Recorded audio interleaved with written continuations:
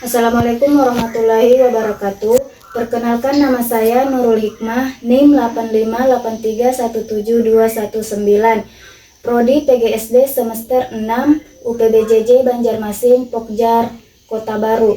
Di sini saya akan melakukan praktikum IPA mengenai sistem pencernaan makanan. Tujuan dari praktikum ini adalah dapat mengurutkan bagian dari sistem pencernaan. Adapun alat dan bahan yang dibutuhkan, pertama saya membutuhkan gambar pencernaan makanan, yang kedua alat tulis. Berikut penjelasannya adalah sistem pencernaan makanan adalah sistem yang sangat penting yang membantu manusia dalam pencernaan makanan dan minuman yang dikonsumsi menjadi zat yang mudah dicerna oleh tubuh, diambil berbagai kandungan penting yang ada di dalamnya yang bermanfaat untuk organ dalam dan bagian tubuh secara keseluruhan. Organ pencernaan makanan di sini dimulai dari mulut menuju kerongkongan, lambung, usus halus, usus besar, dan terakhir ada anus. Di sini saya akan menjelaskan prosesnya. Pertama, makanan akan masuk ke dalam mulut dan di dalam mulut terjadi proses pencernaan makanan secara mekanik dan kimiawi. Di dalam mulut ini terdapat bagian-bagian penting, yaitu terdapat gigi dan juga lidah.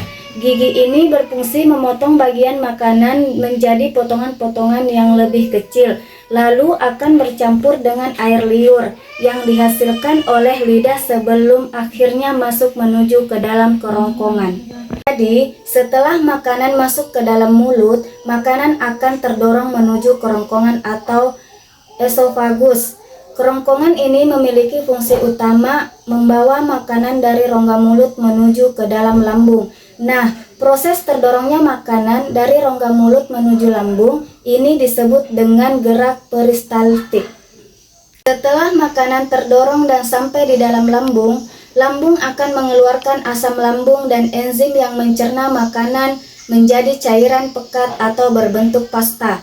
Cairan ini juga akan membunuh mikroorganisme yang di bawah makanan dan minuman yang kita cerna sehingga kita akan terbebas dari kuman penyebab penyakit.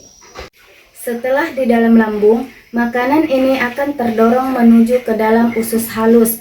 Nah, di dalam usus halus terjadi proses penyerapan makanan yang lebih lanjut, di mana dibantu oleh enzim yang dihasilkan oleh pankreas. Usus halus terdiri dari 3 macam, yaitu ada usus 12 jari yang disebut duodenum, ada usus kosong yang disebut jejunum, dan usus penyerapan yang disebut ileum. Panjang rata-rata usus halus manusia itu sekitar 6-7 meter, dan dindingnya itu terdiri dari fili dan mikrofili yang membantu penyerapan nutrisi dan juga sari-sari makanan lebih cepat dan banyak.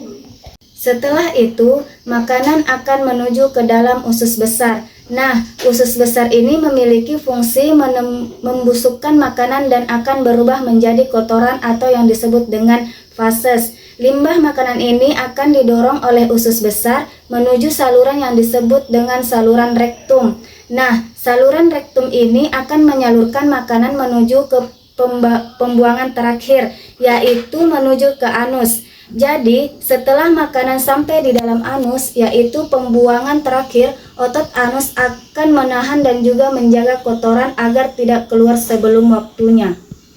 Demikian penjelasan saya mengenai sistem pencernaan makanan.